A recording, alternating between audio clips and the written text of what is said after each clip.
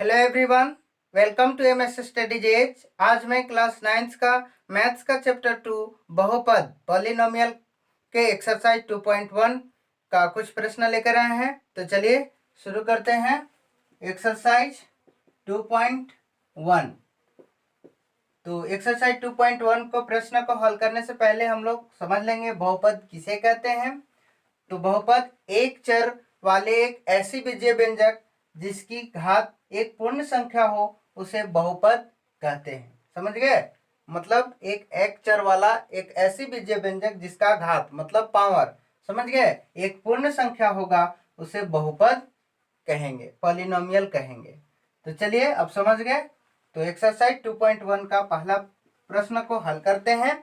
तो पहला प्रश्न लिखा हुआ है कि निम्नलिखित व्यंजकों में कौन कौन एक चर में बहुपद है और कौन कौन नहीं है, कारण के साथ अपने उत्तर दीजिए। ठीक है, तो पहला प्रश्न है 4x² plus minus 3x plus 7। समझ गए? 4x² minus 3x plus 7। तो बताइए एक चर में ये बहुपद है या नहीं? तो है। समझ गए? एक चर में बहुपद है। समझ गए? एक चर में बहुपद है क्योंकि एक चर में x वाला है केवल ही। समझ गए? इसलिए ये एक चर में बहुपद है। समझ गए? इसी प्रकार दूसरा प्रश्न है y² प्लस √2। y² प्लस √2, ये बताइए एक चर में बहुपद है? तो ये है। समझ गए? एक चर में बहुपद है। समझ गए कैसे है? क्योंकि ये y वाला ही है केवल। समझ गए? y ही है और दूसरा अक्षर वाले जैसे y, z या x इस प्रकार से और नहीं है, केवल y वाला ही है। तो एक चर में y ही बहुपद है। समझ में आ गया? अगला इसी प्रकार प्रश्न तीसरा 3√t plus t√2। 3√t plus t√2। तो ये बताइए ये बहुपद है एक चर में? तो ये नहीं है। क्यों नहीं है? क्योंकि एक चर में है, एक चर में है क्योंकि ये t वाला ही है। समझ गए? t एक चर है। समझ गए? तो एक चर में है लेकिन बहुपद नहीं है। समझ में आ गया? एक चर में है, समझ गए, यानी टी वाला ही है और दूसरा अक्षर वाला नहीं ना है चर। समझ गया? तो टी केवल है, तो एक चर में है लेकिन बहुपद नहीं है। क्यों नहीं है? क्योंकि टी के पावर 1/2, मतलब टी यहाँ पर √t है तो टी का क्या हो जाएगा? 1/2 घात हो जाएगा। इसको बदलेंगे तो समझ गए √t को, तो क्या हो जाएगा? टी के पावर 1/2 हो जाएगा। तो 1/2 एक प्रकार का क्या है?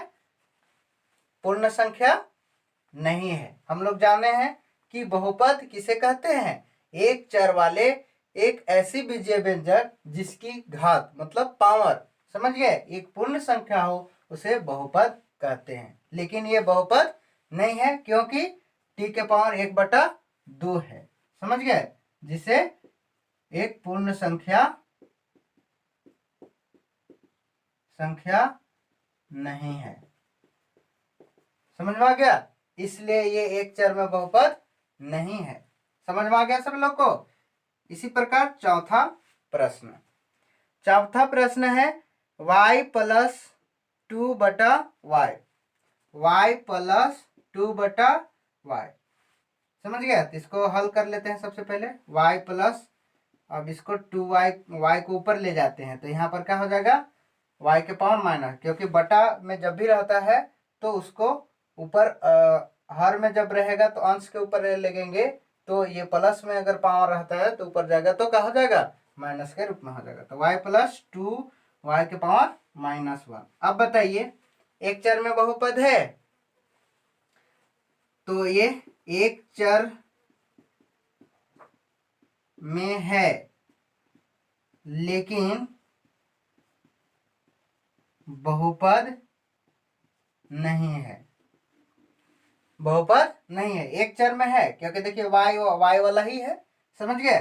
तो एक चर में है लेकिन बहुपद नहीं है, क्योंकि y के पावर क्या है -1, जो -1 है। तो माइनस में माइनस एक पूर्ण संख्या नहीं है, समझ गए। माइनस एक पूर्ण संख्या नहीं है, समझ गए।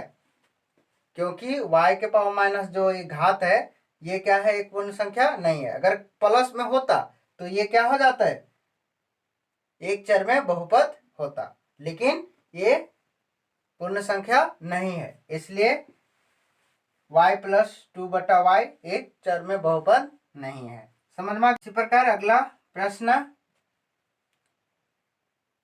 x के पावर 10 + y के पावर 3 + t के पावर 50, x के पावर 10 + y के पावर 3 + t के पावर 50, समझ में आ गया।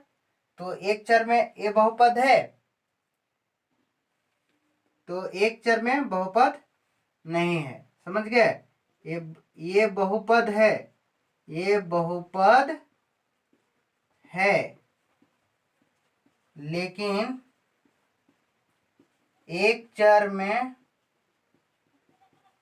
बहुपद नहीं है, नहीं है, समझ गए। एक चर में बहुपद नहीं है क्योंकि इसमें 3 मतलब x y t, समझ गए। इसमें 3 चर है, 3 चर है, x y t है।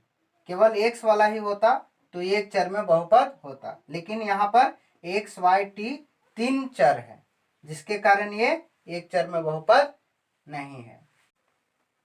अगला प्रश्न है दूसरा, लिखा हुआ है निम्नलिखित में से प्रत्येक में x² का गुणांक लिखिए। ठीक है, तो दूसरा का पहला प्रश्न है 2 + x² + x, समझ में आ गया। तो इसमें बताना है x² का गुणांक। गुणांक के मतलब होता है गुना, मतलब इसमें कितना गुना छिपा हुआ है x² में। तो कितना गुना छिपा हुआ है इस पर, 1, समझ गए। इसके पीछे मतलब पहले 1 गुना छिपा हुआ है, समझ गया। तो x² का गुणांक 1 है। कितना है, 1, क्योंकि इसमें 1 छिपा हुआ है, समझ में आ गया। तो x² का गुणांक कितना है, 1 है।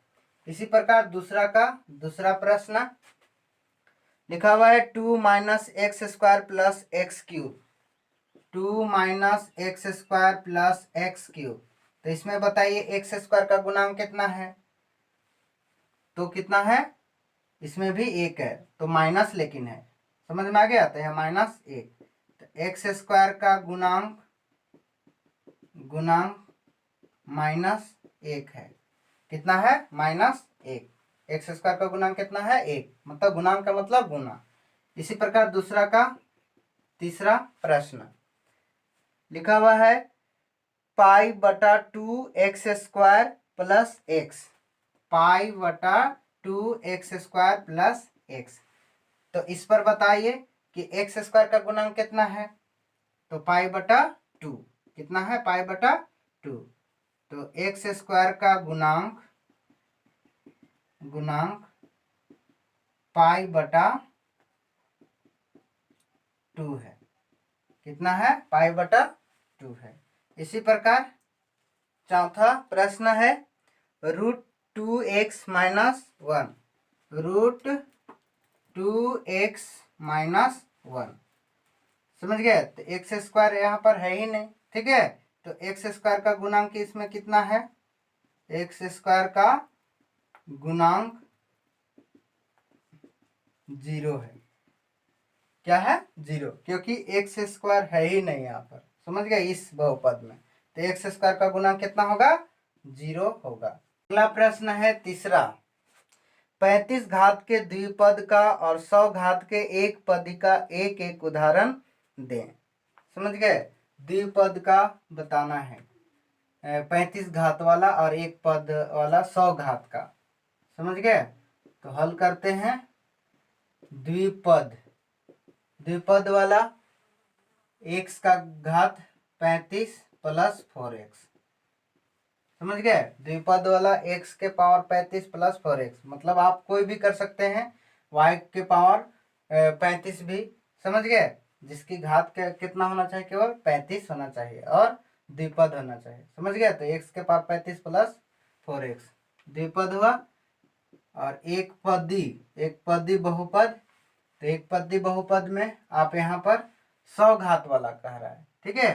तो 100 घात का कितना हो जाए, इस तरह से आप लिख सकते हैं 5x के पावर 100, और एक पदी होना चाहिए। समझ गए, मतलब एक पद वाला, आप कोई भी लिख सकते हैं, y के पावर 100 भी लिख सकते हैं। समझ गए, तो इस तरह से इसका उदाहरण हुआ तीसरा का, द्विपद वाला x के पावर 35 प्लस 4x और एक पदी 5x के पावर 100। समझ में आ गया।